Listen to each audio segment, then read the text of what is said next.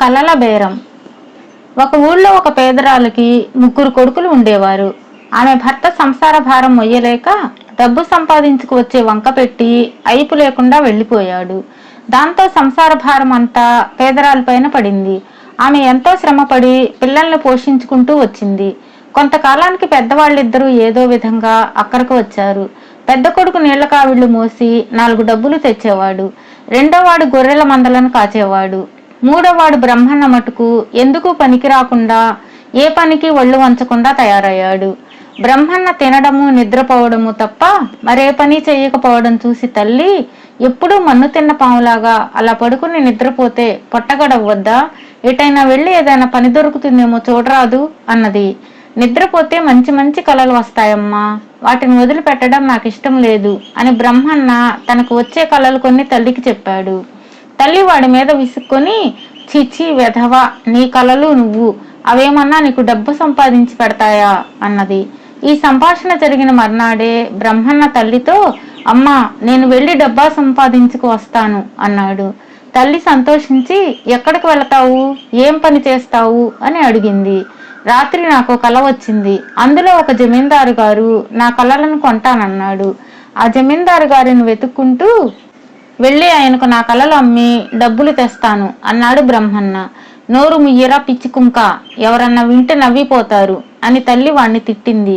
కాని బ్రహ్మన్నకు తన కలలో పూర్తి విశ్వాసం ఉండడం చేత వాడి తల్లి మాటలను లక్ష్య పెట్టక తాను కలలో చూసిన జమీందారును వెతుక్కుంటూ బయలుదేరాడు. పోగా పోగా వాడికి ఒక గ్రామం తగిలింది. అక్కడ ఒక జమీందారు గారి ఇల్లు కనబడింది. వాడు ఆ ఇంటికి వెళ్ళి, ఏమండో దొరగారు అని కేకలు పెట్టాడు. జమీందారు గారు బయటకు వచ్చి బ్రహ్మన్నను చూసి, ఏమిట్రా కేకలు అని అడిగాడు. నా పేరు బ్రహ్మన్నండి, నేను గంగమ్మ చిన్న కొడుకును, నాకు కలలు వస్తాయండి. నా కలలను మీరు కొన్నట్టు కల వచ్చిందండి, వాటిని మీకు అమ్ముదామని వచ్చానండి అన్నాడు బ్రహ్మన్న. జమీందారు చాలా రకాల మనుషులను చూశాడు గాని కళ్ళలు అమ్ముతానని వచ్చిన వాడిని ఎవరిని చూడలేదు. బ్రహ్మన్న చూడముచ్చటగా కూడా ఉన్నాడు. వాడి వ్యవహారం ఏమిటో తెలుసుకుందామని ఆయనకు సరదా పుట్టి, ఏమిటా కళ, ఎవరు నువ్వు అని అడిగాడు. నాకు భోజనం పెట్టి మీ ఇంట పడుకోనివ్వండి, నాకు కల వస్తుంది, ఆ కల మీరు కొనుక్కోండి, కలకేమాత్రం ఇస్తారండి అని బ్రహ్మన్న అడిగాడు. 2 అణాలు ఇస్తాను సరేనా అని జమీందారు అన్నాడు. 2 అణాలు చాలా తక్కువండి, 1 రూపాయి అయినా సంపాదించకుండా ఇంటికి తిరిగిపోతే మా అమ్మ కోప్పడుతుందండి అన్నాడు బ్రహ్మన్న. అయితే కలలకు 4 అణాలు ఇస్తాను, 4 కలలు అమ్మి రూపాయి తీసుకుపో అన్నాడు జమీందారు. జమీందారుకు భార్య లేదు, 1 కొడుకు మాత్రం ఉన్నాడు.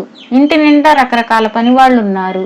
బ్రహ్మన్న సుష్టుగా భోజనం చేసి ఒక మూల పడుకొని నిద్రపోయి మర్నాడు లేచాడు.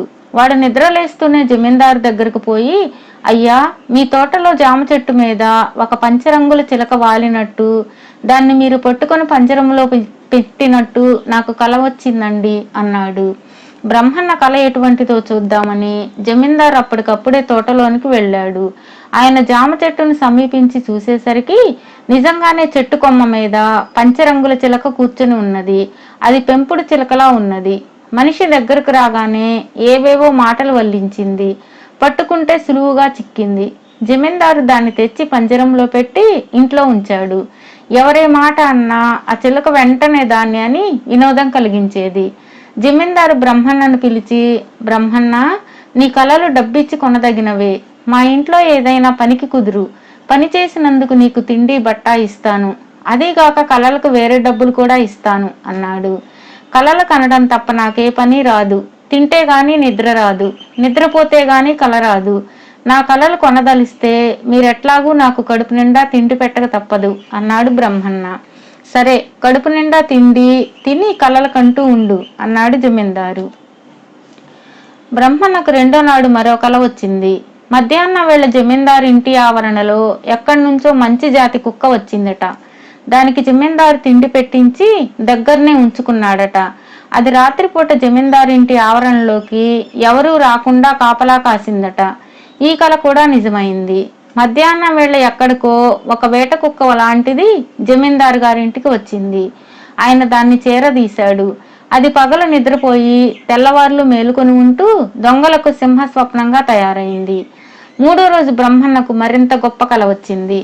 వాడు జమీందారు దగ్గరకు వెళ్ళి, అయ్యా, మన దక్షిణ పొలంలో తుమ్మ చెట్టు మొదట్లో లెంక బిందెలు ఉన్నట్లు కల వచ్చింది అన్నాడు. బ్రహ్మన్న, ఈ కల బాగుందిరా, ఇది నిజమైతే నీకు 2 పావలాలు ఇస్తాను అన్నాడు జమీందారు. ఆ కల కూడా నిజమైంది. బ్రహ్మన్న చెప్పిన చోట జమీందారుకు లంక బిందెలలో బంగారం దొరికింది. అయ్యా, రూపాయి పూర్తి అయింది, డబ్బిచ్చి నన్ను పంపేయండి, మా అమ్మ సంతోషిస్తుంది అన్నాడు బ్రహ్మన్న. అప్పుడే ఏం తొందర్రా బ్రహ్మన్న, ఇంకో 4 కలలు అమ్మి ఏకంగా 2 రూపాయలు పుచ్చుకొని పోదువు గాని మీ అమ్మ 2 సంతోషిస్తుంది అన్నాడు జమీందారు. బ్రహ్మన్న అందుకు ఒప్పుకున్నాడు. మర్నాడు వాడికి ఒక శుభమైన కల వచ్చింది. వాడు నిద్రలేస్తూనే జమీందారుకు తన కలను గురించి చెప్పాడు. ఇలా తూర్పుగా పోతే ఒక దేవాలయం ఉన్నది.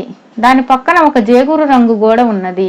ఆ ఇంట్లో ఒక ముసలమ్మ, చక్కని చుక్కలాంటి అమ్మాయి ఉన్నారు.